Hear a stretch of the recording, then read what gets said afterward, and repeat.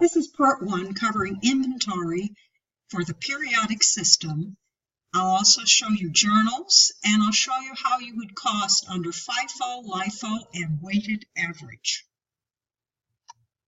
What costs do we include in inventory?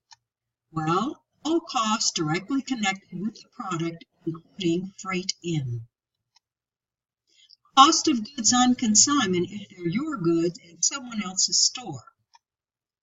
Goods shipped FOB destination included in inventory until received by the buyer. We ignore trade discounts. Example, if an item was listed in a catalog for $100, but by buying 5 we get a 20% discount, the amount we journalize would be the $100 less the 20% discount, or $80 times 5, or $400. So in essence, we ignore trade discounts. We just put the net amount when we do our journal entry. And freight out, remember, is always a selling expense. Periodic. We transfer costs from inventory to cost of goods sold at month end based on account of the ending inventory. We book only sales when items are sold, and costs associated with inventory are kept in separate accounts. These new accounts are purchases. This is when we buy goods. Purchase discounts is when we pay early, and remember, it's a contra account, so its normal balance would be a credit. Purchase return is also a contra account. This is when we return goods, and it has a credit balance. Freight in. These accounts are adjusted at month end based on inventory count or estimate. Now, how to record using the gross versus net method for when we have a periodic inventory system. So we'll walk through an example. Gross method. We record purchases at full price and only record discount if paid within terms. The account used is purchase discount, which reduces inventory costs.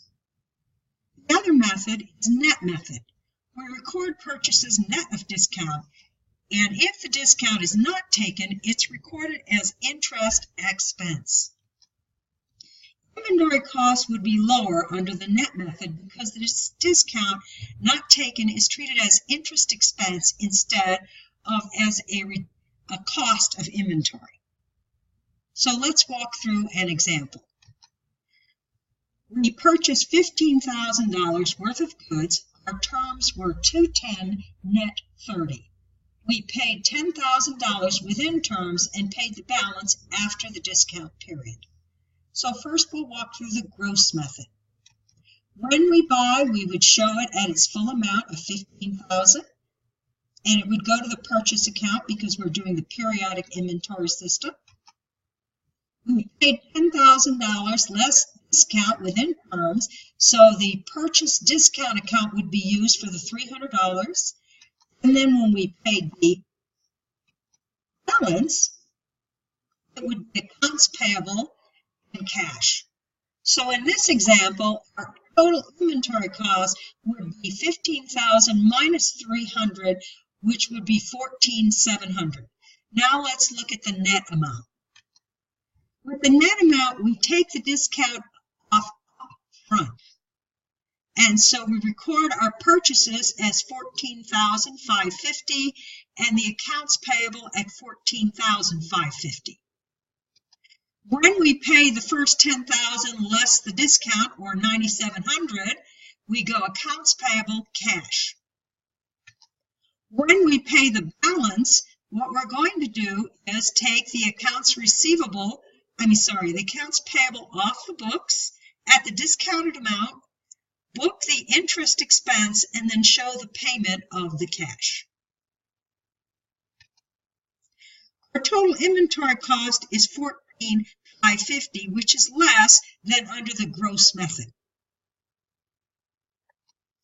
Now let's take a look at our journal entries for periodic. The company had beginning inventory of $20,000 and ending inventory of $25,000.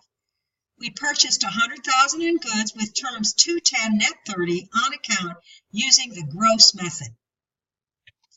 So when we record our first purchase, it would go to purchases, accounts payable. When we paid our freight, it would be freight in, cash. When we returned the $5,000, it would be accounts payable, and we would credit our contra account purchase returns. And we paid for the balance within terms, we would use our purchase discount contra account for $1,900, and we would get rid of our accounts payable, our net accounts payable.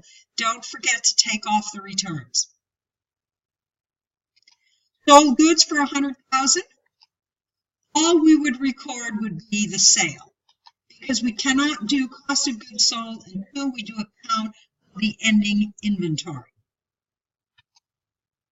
So, to determine cost of goods sold, what we have to do is look at the balances in all of these new accounts we talked about, starting with beginning inventory.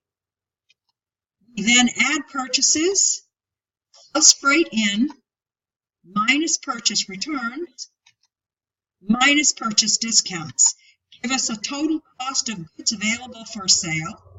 The problem told us we had $25,000 left in ending inventory, which means we have cost of goods sold of $89,400. Now we do our journal at month end to establish the new inventory balance of $25,000 and to book cost of goods sold and to zero out our other accounts. So here's our journal. We're first going to do our cost of goods sold, which is $89,400, ending inventory. And then we're going to zero out our other account, which is purchase returns, purchase discounts, freight in, purchases, and beginning inventory. So that would be how you would determine cost of goods sold for periodic. Now let's look at the different inventory valuation methods. Again, but before we do that, remember we're going to zero out our inventory costs, and whenever you see net sales, this is what they're made up of. Purchases,